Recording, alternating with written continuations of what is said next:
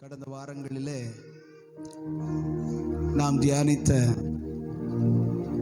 யோவான் 14ஆம் அதிகாரம் கடைசி வசனத்தில் உலகத்திலே உங்களுக்கு உபத்திரவம் உண்டு, ஆகிலும் திடன் கொள்ளுங்கள், நான் உலகத்தை ஜெயித்தேன் என்று சொன்னவர் நம்மோடு கூட இருந்து ஜெயிக்க வைக்கிறார். ஆமென் சொல்லுங்களேன். அல்லேலூயா. உபத்திரவங்கள் தான் தேவனுடைய ராஜ்யத்திற்கு நாம் கடந்து செல்வதற்கான படிக்கட்டுகள், வழி அப்படிங்கிறத நாம் கடந்த நாளில் என்ன செய்தோம், பார்த்தோம். ஆமென். அப்போ நான் ஆண்டவரை தேடுகிற நம்முடைய வாழ்க்கையில் எந்த நாளும் உபத்திரவம் தான் இருக்குமா? ஏன் கர்த்தர் அப்படி உபத்திரவங்கள் உண்டு, போராட்டம் உண்டு அப்படின்னு ஆண்டவர் சொல்லுகிறார்? நம்முடைய வழிகளும் நம்முடைய பாதைகளும் பல போராட்டங்களும் பல உபத்திரவங்கள் நிறைந்ததுமாய் இருப்பதற்கு ஏன் தேவன் அனுமதிக்கிறார்? அல்லேலூயா. போராட்டங்கள் அல்லது பாடுகள், உபத்திரவங்கள் என்பது வேற, சோதனை என்பது வேற. அந்த ரெண்டையும் நம்ம என்ன செய்யக்கூடாதுன்னா ஒன்றாய் நினைக்கக்கூடாது. சோதனை வேறு, உபத்திரவம் வேறு. சோதனை என்பது ஒரு மனிதனை டெஸ்ட் பண்றது. கர்த்தரே ஆமென் நம்மளை டெஸ்ட் பண்றது. ஆனால் உபத்திரவம் என்பது எல்லாருக்கும் கொடுக்கப்படுகிறது. பாடுகள் என்பது, சொல்லுங்க, கவனிங்க, சின்ன பிள்ளைகளை பார்க்காதீங்க, மற்றவங்க கவனிங்க. கொஞ்ச நேரம் ஆண்டவர் சமூகத்தில் நான் சீக்கிரமா அந்த வெயில் அதிகமாக இருக்கிறதுனால முடிக்க விரும்புகிறேன். பாடுகள் என்பது பரமன் நமக்கு பகிர்ந்தளிப்பது. ஆமே, அப்படிதான் வசனம் சொல்லுகிறது. அருள் செய்கிறாராம். என்ன செய்கிறாராம்? நீங்க வாசிச்சு பார்த்தீங்கன்னா பிலிப்பியருக்கு எழுதின நிருபம் 1ஆம் அதிகாரம் கடைசி வசனத்துக்கு முந்தின வசனத்தை வாசிச்சு பாருங்களேன். பிலிப்பியர் 1. ஏனெனில் கிறிஸ்துவினிடத்தில் விசுவாசிக்கிறதற்கு மாத்திரம் அல்ல, கிறிஸ்துவினிடத்தில் விசுவாசிக்கிறதற்கு மட்டும், விசுவாசித்து நன்மைகளை பெறுவதற்கு மட்டும் அல்ல, அவர் நிமித்தமாக பாடுபடுகிறதற்கும் உங்களுக்கு அருளப்பட்டிருக்கிறது. என்ன செய்யப்பட்டிருக்குதா? அருளப்பட்டிருக்கிறதுனா அருளாம். தேவன் நமக்கு கொடுக்கிற அருள்ல ஒன்று பாடுகள். அவரோடு கூட பாடுபட்டால் அவரோடு கூட ஆளுகையும் செய்யலாம். ஆமென். அல்லேலூயா சொல்லுங்க. பாடுகள் அப்படிங்கிறது எல்லாருக்கும் கர்த்தர் பகிர்ந்து கொடுக்கிறார். அதுதான் வேதம் சொல்லுகிறது, அவனவன் தன் தன் சிலுவையை எடுத்துக்கொண்டு. அப்படித்தானே வசனம் சொல்லுது. பாடுகள், உபத்திரவங்கள் ஒவ்வொருவருக்கும் கர்த்தர் பகிர்ந்து கொடுக்கிறார். அதை மறுக்கவே முடியாது, அதை தவிர்க்கவே. ஆனா சோதனை என்பது வேற. இந்த உலக மக்கள் சொல்லுவாங்க, ஏந்தே ஆண்டவன் நீ எப்படி சோதிக்கிறான்னு தெரியல, இந்த ஆண்டவனுக்கு கண்ணு இருக்கா, அப்படி இருக்கா, இப்படி இருக்கா, சோதனை மேல சோதனை எனக்கு வருது அப்படிம்பாங்க. சோதனை என்பது வேற, பாடுகள் என்பது வேற. கர்த்தர் யாரையும் தீமையினால் சோதிக்கிறவர் அல்ல. ஆமென். பொல்லாங்கினால் சோதிக்கிறவர் அல்ல. வசனம் எப்படி சொல்லுது அப்படின்னா, அந்த யாக்கோபுல சொல்றாரு, ஒருவரையும் தேவன் பொல்லாங்கினால் சோதிக்கிறவரே. 1ஆம் அதிகாரம் 13வது வசனம், சோதிக்கப்படுகிற எவனும் நான் தேவனால் சோதிக்கப்படுகிறேன் என்று சொல்லாதிருப்பானாக. தேவன் பொல்லாங்கினால் சோதிக்கப்படுகிறவர் அல்ல, ஒருவரையும் அவர் சோதிக்கிறவரும் அல்ல. பொல்லாங்கினால் சோதிக்கிறவர் கிடையாது. பொல்லாப்புக்காக சோதிக்கிறாரு அப்படின்னா, டெஸ்ட் பண்றாரு அப்படின்னா ஒரு மேன்மையை என்ன செஞ்சிருப்பாரு? ஆமென்.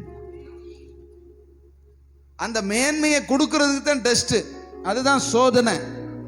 ரெண்டாவது இன்னொரு வசனம் இப்படி சொல்லுது, 1 கொரிந்தியர் 10ஆம் அதிகாரத்துல வாசிங்க, 13ல வாசிங்க. மனுஷருக்கு நேரிடுகிற சோதனையே அல்லாமல், மனுஷருக்கு வருகிற நேரிடுகிற சோதனையே அல்லாமல் வேறே சோதனை உங்களுக்கு நேரிடவில்லை. சாதாரண மனுஷனுக்கு கொடுக்கறது தான் கர்த்தர் என்ன செய்யறாரு, நமக்கு கொடுக்கிறாரு. தேவன் உண்மையுள்ளவராய் இருக்கிறார். உங்கள் திராணிக்கு மேலாக நீங்கள் சோதிக்கப்படுகிறதற்கு அவர் இடங்கொடாமல் சோதனையை தாங்கத்தக்கதாக சோதனையோடு கூட அதற்கு தப்பிக்கொள்ளும்படியான போக்கையும் உண்டாக்குவார். தேவன் ஒரு மனுஷனை சோதிக்கிறாரு அல்லது சோதனைக்கு உட்படுத்துகிறாரு அப்படின்னா ஒரு அடையாளம் இருக்கும். ஆமென். ஏன்னா தேவன் உண்மை உள்ளவர். சோதனையில அவன் தோத்து போய் அவன் ஃபெயில் ஆகணும் அப்படின்னு தேவன் நினைக்கிறவரே அல்ல. சோதனையோடு கூட அந்த சோதனையில இருந்து தப்பிக்கொள்ளும்படியான ஒரு போக்கு அப்படின்னா வழி. அப்படின்னா ஒரு சோதனை இருக்கு அப்படின்னா அந்த சோதனைக்கு தப்புறதுக்கான வழியும் அதுக்குள்ள கர்த்தர் வச்சிருப்பார். அல்லேலூயா சொல்லுங்களேன். அல்லேலூயா. ஆண்டவர் இப்படி சோதிக்கிறாருன்னு சோதிக்கிறவர் ஒரு தப்பிக்கொள்ளும்படியான வழியையும் வச்சிருப்பார். அந்த வழியை கண்டுபிடிக்கிறது தான் நம்முடைய ஜெயம் இருக்கிறது. அல்லேலூயா. ஒரு மனுஷனுக்கு எத்தனை தடவை சோதனை அனுமதிப்பாரு? எத்தனை தடவை சோதனை அனுமதிப்பார்? அவன் பாஸ் ஆகிற வரைக்கும், அவன் கர்த்தருடைய நம்பிக்கைய பெறுகிற வரைக்கும்.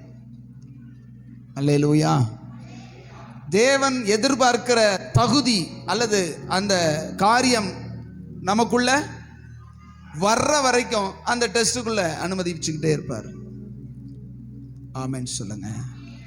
ஆனா பாடுகள் வேற. பாடுகள் என்பது தேவனுக்காக படுகிற காரியம். அதை டெஸ்ட்லயே நிக்காதவங்களுக்கு பாடுகளை கொடுத்தா அது வேற மாதிரி போயிடும். அல்லேலூயா. ஆண்டவர் தம்முடையதான பிள்ளைகள் எல்லாரையும் ஒரு சில காரியங்களிலே அவர்களை டெஸ்ட் வச்சு பாஸ் ஆகணும்னு விரும்புறாரு. ஆனா அந்த சோதனையை கொடுக்கும் போதே அந்த சோதனைக்கு ஒரு தப்பும்படியான வழியையும் என்ன செய்கிறாரு, கொடுக்கிறாரு. தப்பிக்கொள்ளும்படியான வழி இல்லாம ஆண்டவர் எந்தவித சோதனையும் தேவன் அனுமதிக்கிறதே இல்லை.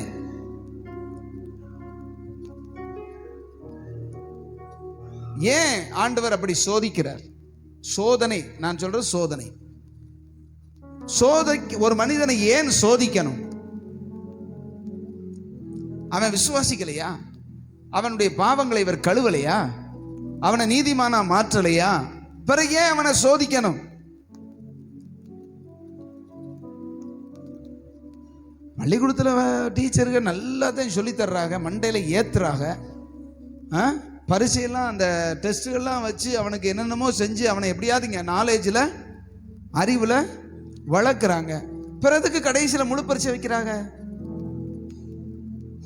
அவன் எவ்வளவு தேறி இருக்கிறான், அவன் எவ்வளவு கற்றுக்கொண்டிருக்கிறான், அவன் எவ்வளவு அறிவில் வளர்ந்திருக்கிறான்னு அங்கதான் தெரியும். அல்லேலூயா சொல்லுங்க.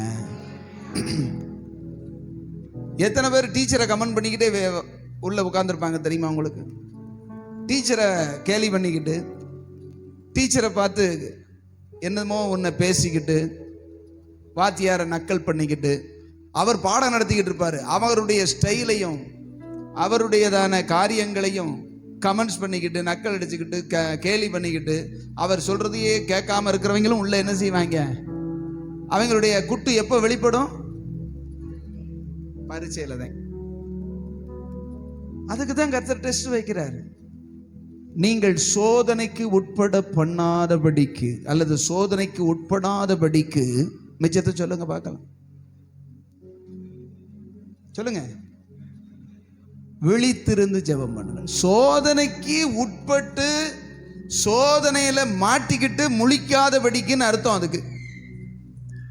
அப்ப சோதனை எல்லாருக்கும் உண்டு.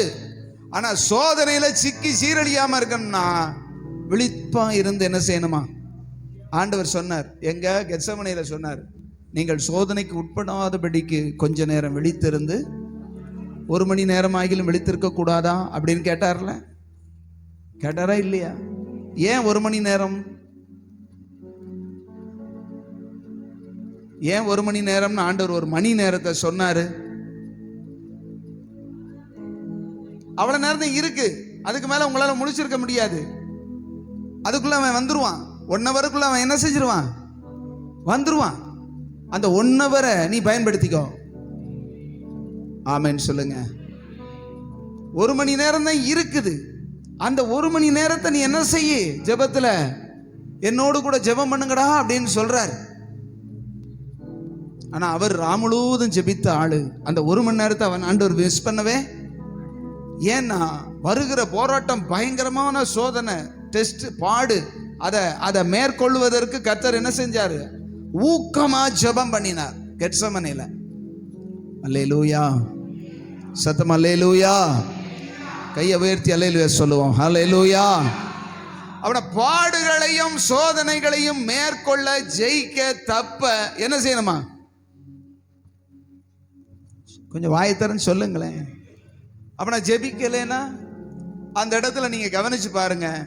அவர் அப்படி சொன்னாலும் கண்ணெல்லாம் இருட்டிக்கிட்டு அவர் சொல்றது என்னன்னே கேட்க கூட முடியாத அளவுக்கு தூங்குறாங்க. யாரு? சீசர் 12 பேரும். ஆண்டவர் வந்து தட்டி எழுப்பி, டேய் 1 மணி நேரம்னாலும் என் கூட ஜெபம் பண்ணுங்கடான்னு சொல்றாரு. மரண திகில் அங்க மூடி இருக்கிறது ஆண்டவர் மேல. ஆண்டவருக்கு ரத்த வேர்வை சிந்துது. பயங்கர துக்கப்பட்டு அவர் அழுது ஜெபிக்கிறாரு, பிதாவே அப்படின்னு சொல்லி. இந்த நேரத்தில் இவங்களுக்கு எப்படி இருக்குது? அப்படியே கண்ணு இருட்டிக்கிட்டு சொக்கிக்கிட்டு என்ன செய்யறோம்னே தகையல, அந்த அளவுக்கு தூக்கம். ஒரு 10 நிமிஷம் ஆயிலும் ஜெபம் பண்ணாங்களா? அதெல்லாம் ஜெபம் பண்ண முடியாதியான்னு சொல்லிட்டு படுத்து தூங்கிட்டாங்க. இனிமே தூங்குங்கடான்ட்டு போயிட்டாரு. ஆனா இனிமே தூங்குங்கன்னு சொன்ன நாள்ல இருந்து அவங்க தூங்கல. தெரியுமா உங்களுக்கு? இனிமே தூங்குங்கடா, நிம்மதியா தூங்கி இளைப்பாருங்கடா அப்படின்னு சொன்னது எந்த டைம்? பிடிக்க வந்துட்டான். இனி நிம்மதியா நித்திரை செய்து இளைப்பாருங்கள்னு சொன்ன உடனே அந்த வெளிச்சம் வந்து ஆளு திமுன்னு வந்த உடனே அவ்வளவு பேர் எந்திச்சிட்டாங்க. என்னமோ ஏதோ எந்திரிச்சு அறகுறை தூக்கத்துல பார்த்தனா ஏசுனாரை வந்து முத்தம் கொடுத்த உடனே பிடிச்சு என்ன செய்யறாங்க? கெட்டுறாங்க கைய. உடனே என்ன செய்யறாரு தலைவர்? கத்தி எடுத்து ஏசுனாரை காப்பாத்துறதுக்காக பிடிக்க வந்தவன வெட்டுறான். கழுத்தை வெட்டுறேன்னு சொல்லி காதை வெட்டி விட்டான் தூக்கத்துல. அந்த காதை வெட்டினதும் பிரச்சனை தெரியுமா உங்களுக்கு? இவன் தாண்டா காதை வெட்டினான்னு அவனுக்கு என்னைக்கு ஞாபகம் இருக்குமா இருக்காதா? என்னதான் இருந்தாலும் தீப்பந்தத்தை கொண்டு வர்றாங்க, இல்ல வெளிச்சம் தெரியும்ல, கூடவே இருந்தவன் தெரியாதா? அப்ப போன தூக்கம் விடிய விடிய தூங்கல தெரியுமா உங்களுக்கு? விடிய விடிய மட்டுமா தூங்கல, விடிஞ்சதுக்கு அப்புறமா அவரை சிலுவையில் அறைஞ்சிட்டாங்க. கூட இருந்தவர், நம்முடைய தலைவர், நம்ம நம்பி இருந்தவர் தூக்கி சிலுவையில் அடிச்சு கொண்டு விட்டாங்கன்னா தூங்குவீங்களா? நம்ம வீட்டில் ஒரு துஷ்டி வந்தனா தூங்க முடியுதா? மாசக்கணக்கா தூங்க முடியல.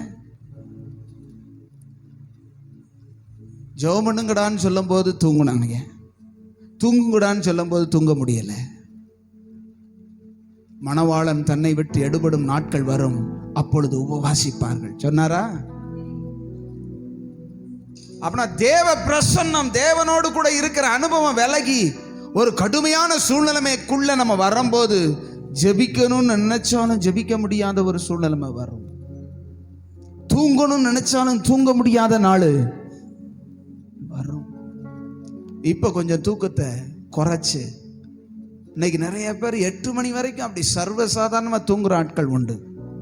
லீவு அப்படின்னா, இன்னைக்கு ஞாயிற்றுக்கிழமை, இன்னைக்கு பள்ளிக்கூடம் இல்லை, ஹாலிடே அப்படின்னா நிம்மதியா 8 மணி வரைக்கும் தூங்குறது. தூங்குங்க, உங்களுக்கு வேண்டான்னு சொல்லல.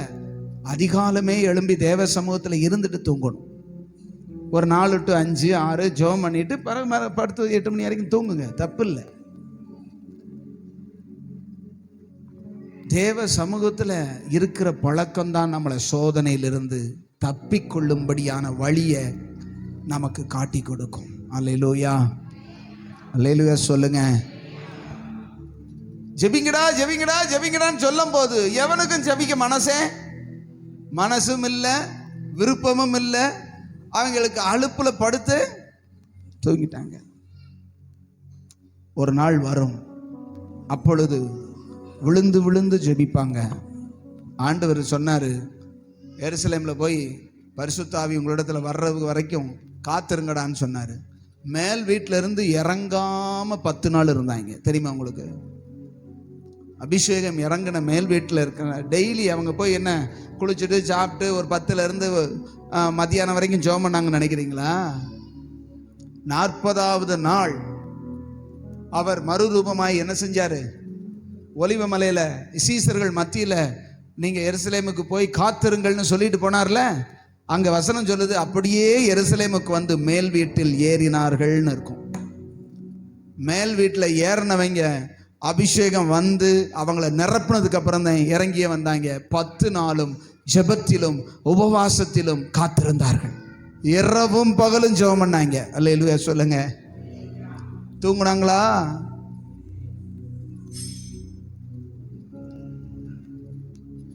தூங்காததுக்கு ஒரு நாள் இருக்கு. இப்ப தூங்குறீங்களா? உங்களை தூங்க விடாம படுத்துற ஒரு நாள் இருக்குது. ஏன்னா ஜெபம் பண்ணும் போது நீ ஜெபம் பண்ணா தூங்கும் போது தூங்குவ. அல்லேலூயா.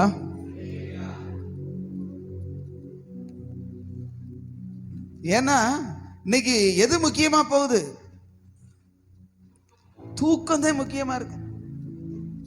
தூங்கணுங்க, தூங்கணும். நான் இல்லைன்னு சொல்லல. ஒரு 6 மணி நேரம் ஒரு மனுஷனுக்கு கட்டாயம் தூக்கம் வேணும். அதை விட ஒரு 1/2 மணி நேரம் ஜெபம் முக்கியமா இல்லையா? 6 மணி நேரம் கர்த்தர் நம்மளை தூங்க வைக்கிறாரு, பாதுகாக்கிறாரு. ஒரு 1/2 மணி நேரம் முன்னையும் பின்னையும் ஜெபம் பண்றதுல தப்பு இல்லைல்ல? ஆமென் சொல்லுங்க. இருக்கீங்களா? ஒரு 6 மணி நேரம் 8 மணி நேரம் நிம்மதியா தூங்குறதுக்கு கர்த்தர் கிருபை தர்றாருல, அந்த தேவனை ஒரு 1/2 மணி நேரம் முன்னாடி உட்காந்து ஜெபம் பண்ணி எழும்பின உடனே ஒரு 1/2 மணி நேரம் நல்லா நன்றி செலுத்தி ஜெபம் பண்ண முடியலைன்னா தூங்கவே முடியாத இரவெல்லாம் முழித்து இருக்கிற நாட்கள் வரும். வந்தது அவர்களுக்கு. அல்லேலூயா சொல்லுங்க. சோதனைக்கு உட்படாதபடிக்கு நீங்க விழித்திருந்து ஜெபம் பண்ணுங்கள். ஆமென். ஆண்டவர் ஜெபிக்க சொல்லுகிறதற்கு காரணம் என்ன? சோதனைக்கு நம்ம உட்படக்கூடாது, அதுல மாட்டிக்கிடக்கூடாதுங்கிறதுக்காக ஜெபிக்க வைக்கிறார். ஆமென். சோதிக்கிறவர், சோதனையை அனுப்புகிறவர், அனுமதிக்கிறவர் அவரா இருந்தாலும் ஏன் அவர் சோதிக்கிறார் அப்படின்னு பார்த்தா நீங்க வாசிக்கலாம். சங்கீதத்தின் புஸ்தகம் 119ஆம் சங்கீதம்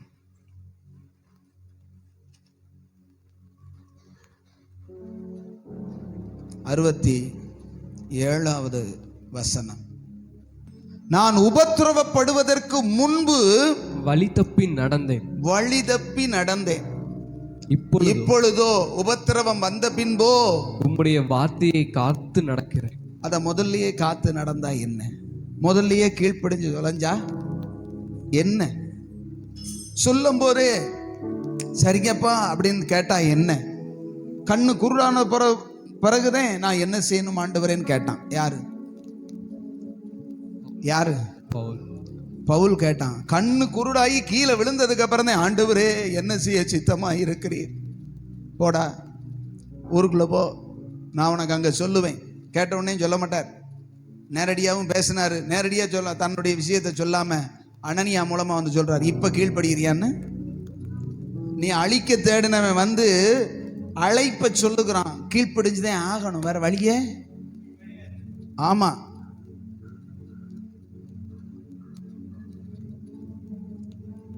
உபத்திரவம் எதற்காக அப்படின்னா நம்மை வழி தப்பி போனவர்களை வழியிலிருந்து சரியான வழிக்கு, தவறான வழியிலிருந்து சரியான வழிக்கு திருப்புவதற்காகத்தான் தேவன் நம்மை உபத்திரவத்துக்குள்ளே நடத்துறார்.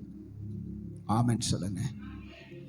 அப்படிப்பட்ட உபத்திரவம் வரும் பொழுது அதுல இருந்து எப்படி தப்புறதுன்னா, சரியான வழியில போயிட்டா உபத்திரவம் தானா போயிடும். ஆமென். உபத்திரவம் ஏன் அப்படின்னா நம்மளை சரியான வழியில நடத்துவதற்காக கர்த்தர் நமக்கு உபத்திரவங்களை அனுமதிக்கிறார். நம்முடைய வாழ்க்கையை சீர்படுத்துவதற்காக அனுமதிக்கிறார். ஆமென் சொல்லுங்க. அதே இதுல இன்னொரு வசனத்தை 71 வாசிங்க. நான் உபத்திரவப்பட்டது எனக்கு நல்லது, அதனால் உமது பிரமாணங்களை கற்றுக்கொள்கிறேன். உபத்திரவப்பட்டதுக்கு அப்புறம் சொல்றாரு, உபத்திரவப்பட்டதுனாலதான் இப்போ உங்க பிரமாணத்தை நான் கற்றுக்கொள்ளுகிறேன். அதுக்கு முன்னாடி காது கொடுத்தே கேட்க மாட்டேன். அதானே அர்த்தம்? செகுடம் போல இருக்கிறது. கர்த்தருடைய வார்த்தைக்கு கீழ்ப்படுகிற அனுபவமே இல்லை. வசனத்தை காத்து நடக்கிற, வசனத்தை கை கொள்ளுகிற அனுபவமே கிடையாது. எப்ப சுகபோகமா நல்லா இருக்கும் போது, அந்த உபத்திரவத்துக்குள்ள ஆண்டவர் தள்ளின உடனே இப்ப வழி என்ன செஞ்சிருச்சு? தவறான வழியிலிருந்து சரியான வழிக்கு வந்த உடனே ஆண்டவர் மேல ஒரு அன்பு வருது, வசனத்தின் மேல ஒரு பிரியம் வருது, கர்த்தருடைய கற்பனைகள் மேல ஒரு இஷ்டம் வருது. இப்ப ஒழுங்கா நடக்கிறார். அடி வாங்காம என்னது அடி அடி உத என்னமோ ஒரு பழமொழி இருக்கே, என்னது அடியும் உதையும் அப்படியா? உதவும் அண்ணன் தம்பிகளே உதவும் போது நம்முடைய அடங்காப்புடாரி சுபாவம் ஒடுங்குமா, அடங்குமா? ஆண்டவர் சொன்னா கீழ்ப்படிஞ்சிருவோமா? போட்டு 2 உபத்திரவத்தின் குகையில ஆண்டவர் சொன்னார், உன்னை உபத்திரவத்தின் குகையிலே தெரிந்து கொண்டேன். ஆமென். உபத்திரவம் ஏன் ஒவ்வொருவருக்கும் ஒவ்வொரு மாதிரி. ஆமென் சொல்லுங்க. எல்லாருக்கும் ஒரே உபத்திரவம் கிடையாது. எல்லாருக்கும் ஒரே மாதிரி எல்லாம் கிடையாது. நீங்க இந்த மண்ணில இருந்து எடுக்கிற தாதுக்கள், உலோகங்கள் இருக்கு இல்லையா? இரும்பு இருக்குது, பித்தளை இருக்குது, செம்பு இருக்குது, வெள்ளி இருக்குது, தங்கம் இருக்குது இல்லையா? எல்லாத்தையும் ஒன்று போலையா உருக்கி உருக்கி உருக்கி இது பண்றாங்க. இப்ப இரும்பு எடுக்கிறாங்க அப்படின்னா, இரும்பை அப்படி மொத்தமா காய்ச்சி அப்படியே ஒரு இதுல ஊத்தி விட்டோன்னா முடிஞ்சு போச்சு, அத்தோட அதுக்கு. ஆனா தங்கத்துக்கு எத்தனை ப்ராசஸ் இருக்கு தெரியுமா? வெள்ளிக்கு எத்தனை ப்ராசஸ் இருக்கு தெரியுமா? அல்லேலூயா சொல்லுங்க. அதை உருக்கி உருக்கி உருக்கி உருக்கி தகடு மாதிரி செஞ்சு, கம்பி மாதிரி செஞ்சு, சப்பட்டையாக்கி, பிறகு வளைச்சு அதை வச்சு மறுபடியும் ஊதி ஊதி ஊதி அதை ஒரு உருப்படியை ஆக்குறதுக்குள்ள எத்தனை ப்ராசஸ் இருக்குது தங்கத்துக்கு. நம்முடைய விசுவாசமும் தங்கத்துக்கு ஒப்பாய் சொல்லப்பட்டிருக்கு. ஆமென் சொல்லுங்களேன். ஆண்டவர் ஒவ்வொரு காரியத்திலையும் நம்மளை சோதனைக்கு உட்படுத்தி நம்மை தேவனுடைய வழிக்கு நேராக திருப்புவதற்கு ஆண்டவர் அனுமதிக்கிறார். அல்லேலூயா. பொல்லாப்பு நடக்கணும், நம்ம கெட்டு போகணுங்கிறதுக்காக ஆண்டவர் சோதிக்க மாட்டார். பொன்னை போல வசனம் என்ன சொல்லுதுன்னா, அதைவிட விலையேற பெற்றதான உங்கள் விசுவாசம் சோதிக்கப்பட்டு, பொன்னை போல விலையேற பெற்ற விசுவாசம் சோதிக்கப்பட்டு. அந்த வசனத்தை வாசிங்க. பேதுரு 1 பேதுரு நினைக்கிறேன் 7வது வசனம். 1 பேதுரு 1:7. அழிந்து போகிற பொன் அக்கினினாலே சோதிக்கப்படும், அக்கினினாலே சோதிக்கப்படும், அதை பார்க்கிலும் அதைவிட விலையேற பெற்றதான இருக்கிற உங்கள் விசுவாசம் சோதிக்கப்பட்டு இயேசு கிறிஸ்து வெளிப்படும் போது உங்களுக்கு புகழ்ச்சியும் கனமும் மகிமையும் உண்டாக காணப்படும். அல்லேலூயா. ஆண்டவர் எதற்காக சோதிக்கிறாரு, சோதனைக்குள்ள நடத்துறாரு அப்படின்னா, நமக்கு புகழ்ச்சியும் கனமும் மகிமையும் உண்டாகும்படியாக. நமக்குள்ள விசுவாசம் இருக்கத்தான் செய்து. அந்த விசுவாசம் எப்படிப்பட்டதுன்னு எப்ப தெரியும் அப்படின்னா, சோதனைக்குள்ள போகும்போதே தெரியும். இன்னைக்கு நிறைய பேர் சொல்லுவாங்க, நான் ஆண்டவரை தான் முழுவதுமா நம்பி இருக்கிறேன், எனக்கு அவர்தான், எனக்கு அவரை விட்டா வேற வழியே இல்லை, நான் முழுசுமா கர்த்தரத்தை நம்பி இருக்கேன் பாக. ஒரு சின்ன போராட்டம் வந்த உடனே துண்டகானும் துணியகானும் ஓடிடுவாங்க. முந்தி ஒரு அம்மா இங்க வந்து சாட்சி சொல்லும், இந்த இங்கே இல்லை மேல இருக்கும்போது, அவர் வந்தாரு, என் கூட இருக்கிறேன்னு சொல்லியிருக்கிறாரு, நான் கவலைப்படாதேன்னு சொல்லியிருக்கிறாரு அப்படின்னு சொல்லி வாரம் வாரம் அந்த என்ன செய்யும், எனக்கு வேற யாரும் கிடையாது, மகனும் மகளும் எல்லாரும் விட்டுட்டாங்க, நான் ஆண்டவரத்தையும் பிடிச்சிருக்கிறேன், எனக்கு வேற எதுவுமே கிடையாது, முழுசுமா அவரை நம்பி இருக்கிறேன். நாங்க கொஞ்ச நாள்ல ஆளை காணும். என்ன அப்படின்னா, அவங்க மகன் இதை செஞ்சாதே நான் பார்ப்பேன், இல்லாட்டி என்ன செய்ய மாட்டேன், நீ சர்ச்சுக்கு போனா உன்னை எதுவுமே பார்க்க மாட்டேன்னு சொன்னாங்களாம். சரின்னு சொல்லி பேசாம இருந்துருச்சு. விசுவாசம் எங்க போச்சு? அந்த சோதனை வரும் பொழுதுதான் நம்ம விசுவாசம் உண்மையான விசுவாசமா, உண்மையா நம்ம ஆண்டவர் மேல அன்பு கூறுறோமா, உண்மையா அவர் மேல நம்பிக்கையா இருக்கிறோமான்னு தெரியுது வருது. ஆமென். நான் விசுவாசிக்கிறேன் விசுவாசிக்கிறேன் விசுவாசிக்கிறேன் சொல்றதுனால ஆண்டவர் நம்பவே போறதே கிடையாது. அப்படியா? நம்புறியா? விசுவாசிக்கிறியா? அதுக்கு எதிரான ஒரு காரியத்தை அப்படி அனுப்பி பார்த்தாதான் அது விசுவாசம் என்ன செய்யும்? அக்கினியினாலே சோதிக்கப்படும். அப்போ நிக்கணும். என் ஆண்டவர் மேல உள்ள விசுவாசத்தை, அவரிடத்தில் ஒப்பு கொடுத்ததை அவர் நாள் பரியந்தம் காத்துக்கொள்ள வல்லவராயிருக்கிறார். ஹல்லேலூயா. இந்த சோதனை அப்படின்னு எடுத்துக்கிட்டோம் அப்படின்னா, சோதனை எல்லாருக்கும் ஒவ்வொருவருக்கும் ஒவ்வொரு மாதிரி இருக்கும். அதுல நம்ம ஜெயிச்சே ஒருக்க சோதனையில நீங்க ஃபெயில் ஆயிட்டீங்க, அதுல விழுந்துட்டீங்க அப்படின்னா அதோட உங்களுக்கு முடியாது. மறுபடியும் அதே டெஸ்ட் உங்களுக்கு இருக்கும். அதுல என்னைக்கு பாஸ் ஆகுறீங்களோ அது வரைக்கும் அந்த டெஸ்ட் கண்டினியூ. ஹல்லேலூயா சொல்லுங்க. ஆண்டவர் உங்களுக்கு ஒரு டெஸ்ட் வைக்கிறாரு, அதுல நீங்க ஃபெயில் ஆயிட்டீங்க, அதுல நீங்க விழுந்துட்டீங்க அப்படின்னா சரி போ இவனை அப்படியே கைகளிடுவோன்னு ஆண்டவர் என்ன செய்யறது இல்ல, விட மாட்டாரு. அல்லேலூயா சொல்லுங்க. வசனம் பேசும்போது இருத்தி கண்ணை மூடிக்கிட்டு எங்கேயோ சிந்தனையை கொண்டு போக கூடாது, கவனிக்கணும். எதிர்த்து நிக்கப்படாது வேத வசனத்துக்கு. அல்லேலூயா. ஆண்டவர் ஒரு காரியத்தை நம்ம இடத்துல எதிர்பார்த்து நமக்கு ஒன்றை கொடுக்கிறார் என்றால் அதுல நம்ம பாஸ் ஆகியே ஆகணும். இன்னும் கொஞ்சம் தீயை 7 மடங்கு ஆமென் சொல்லுங்களேன். ஐயா இதுல இத்தனை சென்டிகிரேட்ல இது வேக மாட்டேங்குது அப்படின்னா அப்ப நான் என்ன செய்யணும்? இந்த பருப்பு வேகலைன்னா இன்னும் கொஞ்சம் விசில் வைப்போம்ல, அதுக்காக விட்டுருமா அந்த பருப்பே வேக மாட்டேங்குது அப்படின்னு சொல்லிட்டு அது கொஞ்சம் வெள்ளக்கண்ணையை ஊத்துறா, அடுத்து ஒரு 2 விசில கூட வைடா, வைப்பமா இல்லையா? வேகாத பருப்புகளுக்கு அதிகமா என்ன ஒரு மாதிரியா பாக்குறீங்க? நான் சொல்றது உங்களுக்கு புரியுதுல, நீங்க மட்டும் செய்றீங்க. ரேஷன் கடையில் போடுற பருப்பு ஒரு விசில்ல குலையலைன்னா 3 விசில் வைக்கிறீங்க. இன்னும் கொஞ்சம் ஒரு விளக்கெண்ணையை ஊற்றி நல்லா ஊற போட்டு நல்லா மசிகிற அளவுக்கு நல்லா 3 விசில் 4 விசில் வைக்கிறீங்க. உங்களுக்கு ஒரு ப்ராசஸ், அவருக்கு ஒரு உங்களை வேக வைக்கணும். ஆமென் சொல்லுங்க. உங்களை பயன்படுத்தணும், உங்களை பக்குவப்படுத்தணும்னா கொஞ்சம் விசில கூட வச்சுட்டேன், வேற வழி இல்லை. ஒரு விசில்ல வெந்துட்டா மறு விசில் வைப்போமா நம்ம?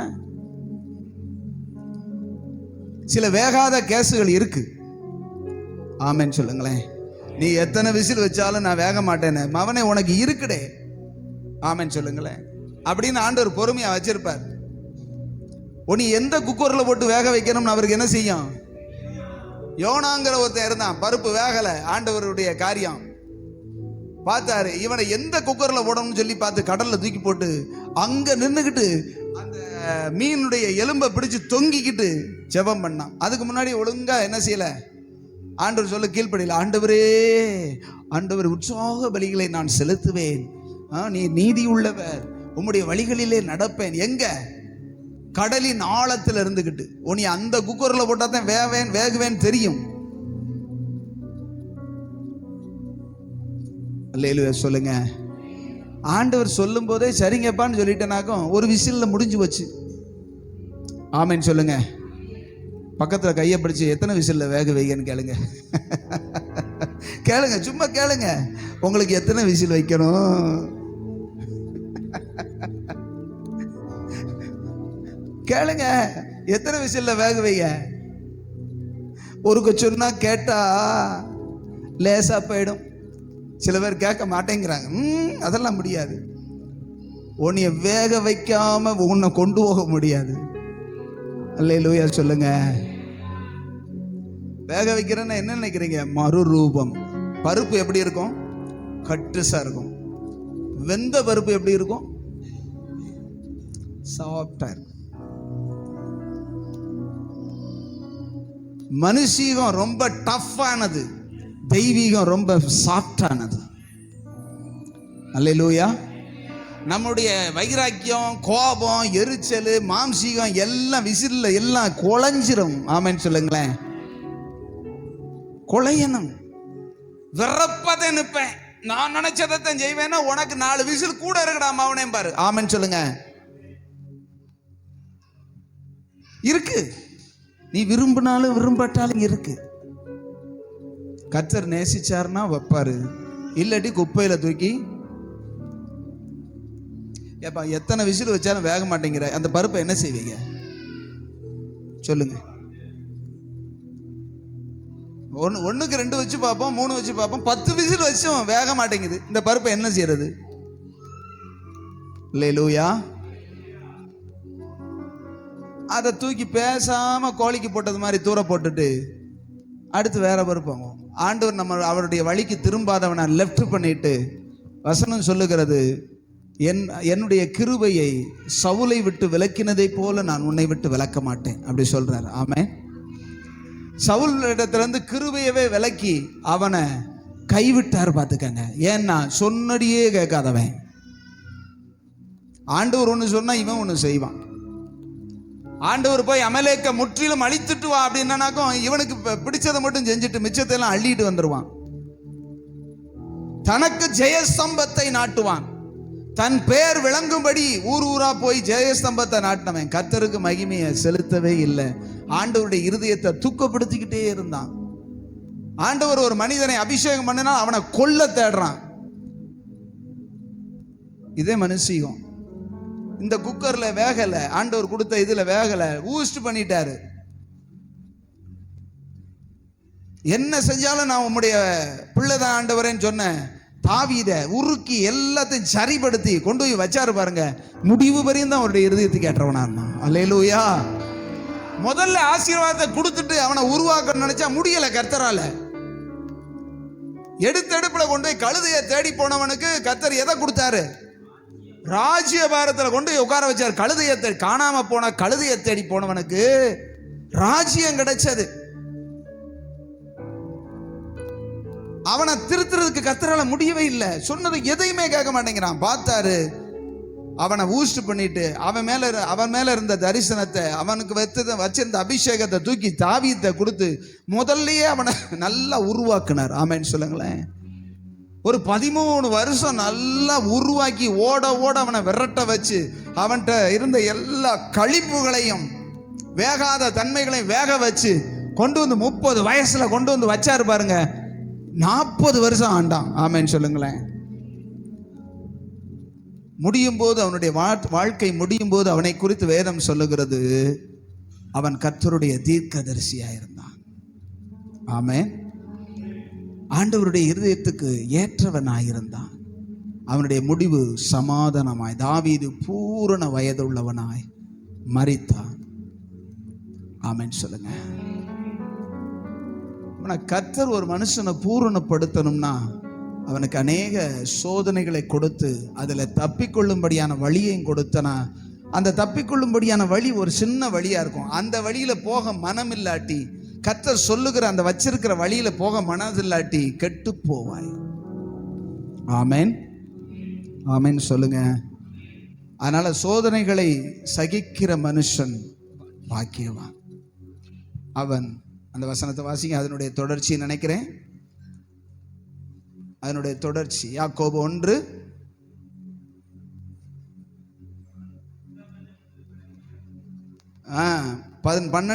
12 வாசிங்க. சோதனையை சகிக்கிற மனுஷன் பாக்கியவான், அவன் உத்தமன்தான் என்று விளங்கின பின்பு கர்த்தர் தம்மிடத்தில் அன்பு கூறுகிறவர்களுக்கு வாக்குத்தத்தம் பண்ணின ஜீவ கிரீடத்தை பெறுவான். ஜீவ கிரீடத்தை அவன் பெறுவான். அல்லேலூயா. அப்பனா உத்தமத்தை விளங்க பண்ணுவதற்காக சோதனைகளை என்ன செய்கிறார்? அனுமதிக்கிறார். அல்லேலூயா.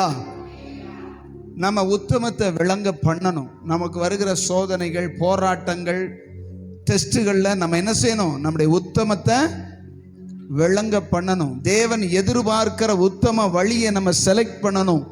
அவர் விரும்புகிற பாதையில் நம்ம போகணும். ஆமென் சொல்லுங்களேன். அல்லேலூயா. இந்த உபத்திரவம் அப்படிங்கிறது தேவனால் பயன்படுத்தப்படுகிறவர்களுக்கு கொடுக்கப்படுகிறது. ஆமென். நாம் தேவனுடைய வழியில நிற்கும் போது, தேவனுக்கு பிரியமானதை செய்யும் பொழுது, தேவனுக்கு பிரியமானதை நாம் செலக்ட் பண்ணி அந்த வழியில போகும்போது நமக்கு எதிரி ஒருத்தன் இருக்கிறான். நமக்கு எதிரி இருக்கானா இல்லையா? தேவனுடைய வழிக்கு எதிரி எப்பொழுதுமே இருக்கிறான். அவன் நமக்கு இடைஞ்சல் பண்ணிக்கிட்டே இருப்பான். அது உபத்திரவம். அதை தவிர்க்கவே, அதுக்கு போக்கெல்லாம் கிடையாது. அடி விழுந்தா வாங்கிக்கோ. அதுல உன்னுடைய பொறுமையை என்ன செய்ய காட்டு. நான் உனக்காக பாடு விபரீதங்களை சகிச்சேன். நீ என் வழியில போறதுனால, நீ எனக்கு பிரியமா வாழ்றதுனால, நீ என்னுடைய காரியங்களை செய்ய உன்னை ஒப்பு கொடுக்கறதுனால உனக்கு வருதா போராட்டம், அதை சகிச்சுதான் என்ன செய்யணும், ஆகணும். உபத்திரவப்பட்டவனுடைய உபத்திரவத்தை அவர் அற்பமாயினாலும் அருவருக்காமலும் இருந்து. அந்த வசனத்தை வாசிங்க. சங்கீதம் 22:24. சங்கீதம் 22:24 வாசிங்க.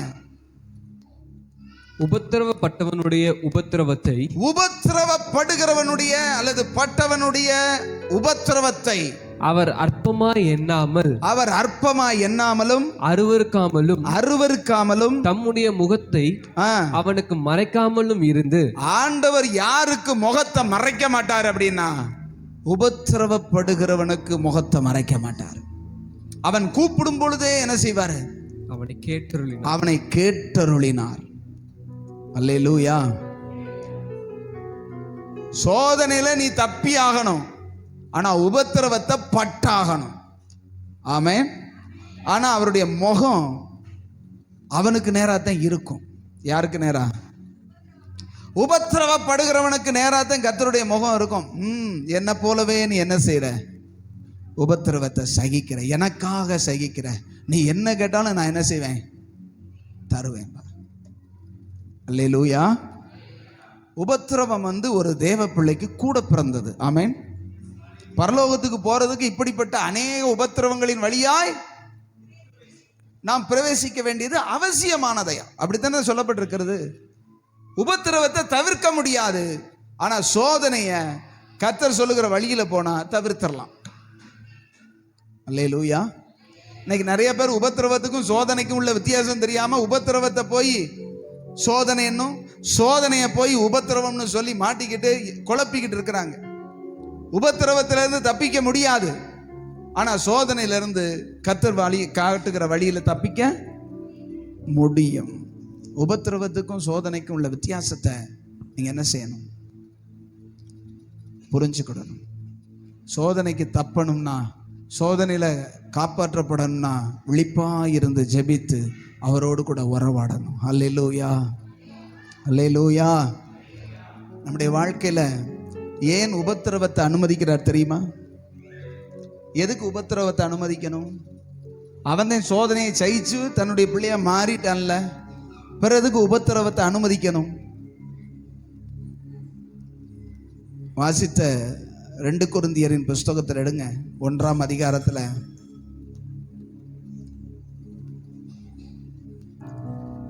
4வது வசனத்துல இப்படி சொல்லப்பட்டிருக்கிறது. தேவனால் எங்களுக்கு அருளப்படுகிற ஆறுதலினாலே எந்த உபத்திரவத்தில் ஆகிலும் அகப்படுகிறவர்களுக்கு நாங்கள் ஆறுதல் செய்ய திராணி உள்ளவர்களாகும்படி எங்களுக்கு வரும் சகல உபத்திரவங்களிலேயும் அவரே எங்களுக்கு ஆறுதல் செய்கிறவர். ஆமென் சொல்லுங்களேன். உபத்திரவத்துக்குள்ள போகும்போதுதான், வெயிலுக்கு போகும்போதுதான் நிழலுடைய அருமை. சரிதானா? நீங்க வெயில்ல போய், இந்த வெயில்ல போயிட்டு வாங்க, ஒரு நிழல் மர நிழல் வந்து அப்பாடியம்போம். ஏன்? வெயில் கொடுமை நிழலுக்கு வரும்போது தான். ஆமா, ஆண்டவர் உபத்திரவப்படுகிறவனுக்கு ஒரு ஆறுதலையும் சமாதானத்தையும் தருகிறவராயிருக்கிறார். அது எதுக்கு அப்படின்னா, உபத்திரவப்படுறவங்களுக்கு நம்ம ஆறுதல் செய்வதற்காக. ஆமென். உபத்திரவத்தில் அகப்படுகிறவர்களுக்கு ஒரு ஆலோசனை தருவதற்காக. பாடுகளை சுமக்கிறவர்களுக்கு பாடுகளை சுமந்தவன் வந்து என்ன செய்யணும்? நானும் இப்படித்தான்ப்பா கடந்து போனேன், கர்த்தர் என்ன செஞ்சார்? விடுவித்தார், உயர்த்தினார் அப்படின்னு சொன்னாதான் என்ன செய்வாங்க? காய்ச்சல் வந்தவனுக்கு தான் காய்ச்சலும் தலைவலியும் பத்தி தெரியும். காய்ச்சலே வந்தது கிடையாதுன்னா காய்ச்சலை பத்தி என்ன தெரியும் அவனுக்கு? என்ன காய்ச்சல்னா எப்படி இருக்கும்னு கேட்பான். இவன்ட்ட என்ன பதில் சொல்ல? காய்ச்சலும் தலைவலியும் தனக்கு தானே வந்தா தான் என்ன செய்யும்? தெரியும். ஓ, இவ்வளவு கஷ்டப்பட்டோமே அப்படின்னு அவங்க வந்து அந்த பாதிப்பை அவங்க உணர்ந்து, நீ கவலைப்படாத, ஆண்டவர் உனக்கு என்ன செய்வார்? விடுதலை கொடுப்பார்னு ஒரு ஆறுதல் சொல்றதுக்கு அந்த அனுபவம் நமக்கு தேவை. ஆமென் சொல்லுங்களேன். ஆதலால் 6வது வசனம், நாங்கள் உபத்திரவப்பட்டாலும் அது உங்கள் ஆறுதலுக்கும் ரட்சிப்புக்கும் ஏதுவாகும். நாங்கள் ஆறுதல் அடைந்தாலும் அது உங்கள் ஆறுதலுக்கும் ரட்சிப்புக்கும் ஏதுவாகும். நாங்கள் பாடுபடுகிறது போல நீங்களும் பாடுபட்டு சகிக்கிறதுனாலே அந்த ரட்சிப்பு பலன் செய்கிறது. நீங்கள் எங்களோட கூட பாடுபடுகிறது போல எங்களோட கூட ஆறுதலும் அடைகிறீர்கள் என்று நாங்கள் அறிந்து உங்களை குறித்து உறுதியான நம்பிக்கை உள்ளவர்களாய் இருக்கிறோம். அல்லேலூயா. உபத்திரவம் ஒரு மனுஷனை கர்த்தருக்குள்ள உறுதிப்படுத்தும். ஆமென். உபத்திரவம் இல்லாட்டி ஒரு உறுதிப்படுத்தி நீங்க மரம் வளர்க்கறத கவனிச்சீங்கன்னா, மரம் விதை போட்டு வரும்போது ஒல்லியா வரும். காத்து அடிக்க அடிக்க அது அப்படி இப்படிமா சாயும். ஒடிஞ்சிருமோன்னு நினைக்கிறோம். இப்படி தொங்கும் மழை பெய்யும் போது. அடுத்து வெயில் அடிக்கும் போது அப்படி பைய நிமிந்துரும். இந்த காத்துக்கு அப்படியே அசைய அசைய அசைய அந்த தூர்ல கொஞ்சம் கேப் விடும். தூர் என்ன செய்யும்? அந்த தூர்ல மண் இப்படி ஒட்டி இருக்கிறது இப்படி அசையும் போது விலகும். என்ன செய்யும்? மரம் இப்படி அசையும் போது அந்த கேப் விடும். அந்த கேப்பை இந்த வேறு பெருசாக்கிக்கிட்டே போகும். கீழே ஸ்ட்ராங் ஆகணும்னா புயல் வீசித்தேன், பேஸ் மட்டும் நல்லா ஆகணும்னா இடிச்சுத்தேன் ஆகணும். அல்லேலூயா. போராட்டம் உபத்திரவம் எதுக்குன்னா நம்மை உறுதிப்படுத்துவதற்காக, ஒன்னும் புடுங்கி போடுறதுக்காக கிடையாது, அழித்து போடுகிறதற்காக கிடையாது. நம்மை ஊன்ற கட்டும்படியாகத்தான் நமக்கு கர்த்தர் சில போராட்டங்களை அனுமதிக்கிறார். அல்லேலூயா, அல்லேலூயா. அதனால உபத்திரவப்பட்டவனுடைய உபத்திரவத்தை அவர் அற்பமா என்றதும் கிடையாது, அருவருக்கிறதும் கிடையாது. கர்த்தர் யாரு மேல நோக்கமா இருக்காருன்னா உபத்திரவப்படுறவனுடைய முகத்தை தான் கவனமா என்ன செய்யறாரு? பார்க்கிறார். ஆமென் சொல்லுங்களேன். சோதனைகளை நம்ம என்ன செய்வோம்? சகித்து அதிலிருந்து கர்த்தர் காட்டுகிற வழியில தப்புவோம். தேவனுக்காக உபத்திரவப்படுகிறவர்கள், தேவனுடைய நாமத்துக்காக, தேவனுடைய சத்தியத்துக்காக, தேவனுடைய வழியிலே நடக்கிறவர்கள் உபத்திரவப்பட்ட அதை பொறுமையோடு சகிப்போம். தேவ ஆறுதல் வரும், தேவனுடைய ரட்சிப்பு வரும். ஆமென். அநேகருக்கு நீங்க ஆசீர்வாதமா இருப்பீங்க, அநேகருக்கு ஆறுதலா இருப்பீங்க, அநேகருடைய ரட்சிப்புக்கு காரணமாய் இருப்பீர்கள். அல்லேலூயா. தேவன் அதற்காகவே நம்மை உருவாக்குகிறார், அதற்காகவே நமக்கு சில உபத்திரவங்களை அனுமதிக்கிறார். சோதனைகளை தப்பிக்கொள்ளும்படி நாம் விழிப்பாய் இருந்து ஜெபிக்க கடவோமாக. ஆமென் சொல்லுங்களேன். அப்படியே கண்களை மூடி தேவ சமூகத்துல சோதனையை சகிக்கிற மனுஷன் பாக்கியவான். அவன் உத்தமன் என்று விளங்கின பின்பு தேவன் தமிழத்தில் அன்பு கூறுகிறவர்களுக்கு வாக்குத்தத்தம் பண்ணின ஜீவ கிரீடத்தை பெறுவான். நீ சோதிக்கப்படாட்டா ஜீவ கிரீடம் உனக்கு கிடையாது. நீ சோதனையில ஜெயிக்கணும்னு ஆண்டவர் விரும்புகிறார். உனக்கு வருகிற சோதனையில நீ எத்தனை தடவை விழுந்தாலும் மறுபடியும் மறுபடியும் அந்த சோதனை உனக்கும் எனக்கும் உண்டு. ஹல்லேலூயா ஜீசஸ். எழும்பி நிற்கலாம் அப்படி தேவ சமூகத்துல. ஜீசஸ். சோதனை, போராட்டங்கள், உபத்திரவங்கள் நம்மை ஒரு நாளும் தேவனை விட்டு பிரிப்பதற்காக அல்ல, அவருக்குள் நம்மை ஊன்ற கட்டும்படியாகவே அவைகளை தேவன் அனுமதிக்கிறார். அவருடைய வழிகளை கற்றுக்கொள்ளும்படியாக. நான் உபத்திரவப்படுவதற்கு முன்பு வழி தப்பி நடந்தேன், இப்பொழுதோ உம்முடைய பிரமாணங்களை கற்றுக்கொள்ளுகிறேன். ஹல்லேலூயா. தேவனே, நான் உம்முடைய வார்த்தைக்கு கீழ்ப்படிந்து உம்முடைய வழிகளில் நடந்து விழிப்பாயிருந்து ஜெபித்து சோதனைக்கு உட்படாதபடிக்கு நான் காக்கப்பட என்னை ஒப்பு கொடுக்கிறேன் சொல்லுவீங்களா? ஹல்லேலூயா.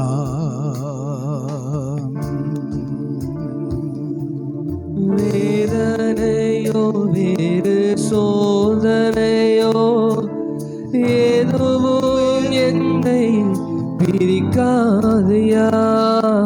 வேதனையோ வேறு சோதனையோ எதுவுமே என்னை பிரிக்காதையா.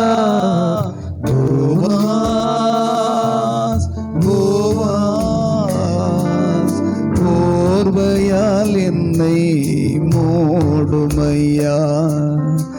ஏசையா ஏசையா அன்பினால் என்னை மூடுமையா. போவாஸ் போவாஸ் போர்வையால் என்னை மூடுமையா. ஏசையா ஏசையா அன்பினால் என்னை மூடுமையா. அன்பினால் என்னை மூடுமையா. மறுபடியுமாய் வேதனையோ வேறும் சோதனையோ எதுவுமே என்னை பிரிக்காதையா. கைகளை உயர்த்தி வேதனையோ வேறும் சோதனையோ எதுவுமே என்னை பிரிக்காதையா. போவாஸ் போவாஸ் என்னை மூடுமையா. ஏசையா அன்பினால் என்னை மூடுமையா.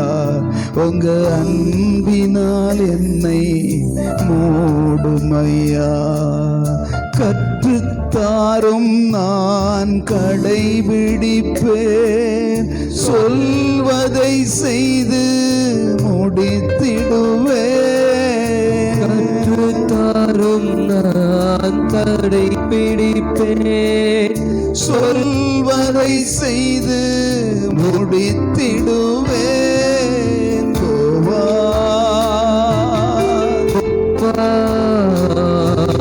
போர்வையால் என்னை மூடுமையா.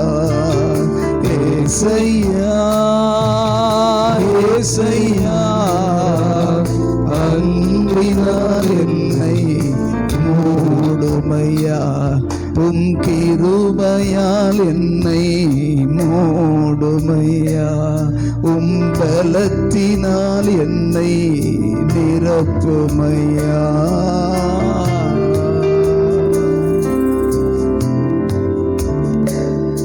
அன்பு தகப்பனே, எங்களை பொல்லாங்கினால் சோதித்து நாங்கள் அழிந்து போகிறதற்காக அல்ல, நாங்கள் உம்முடைய சாயலாய் மாறுவதற்காகவே நீர்வைகளை எல்லாம் செய்கிறீர் அப்பா. எங்களுக்கு வருகிற சகல உபத்திரவத்திலும் எங்களுக்கு ஆறுதல் செய்கிறவர் நீர்தான்.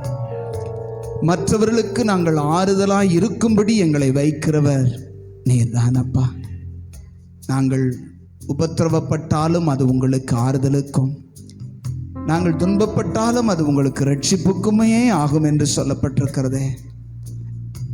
உம்முடைய ஆறுதலின் ஆண்டவரே சமூகம் துன்பத்தின் நடுவில் இருக்கிற ஒவ்வொருவருக்கும், போராட்டத்தின் நடுவில் இருக்கிற ஒவ்வொருவருக்கும் உம்முடைய ஆறுதலின் சமூகம் ஆண்டவரே நிரப்பும்படியாக உம்முடைய முகம் அவர்களுக்கு மறையாமல் இருந்து அவர்கள் கேட்கிறதை நீர் கொடுத்தருளும்படியாய் ஜெபிக்கிறோம்.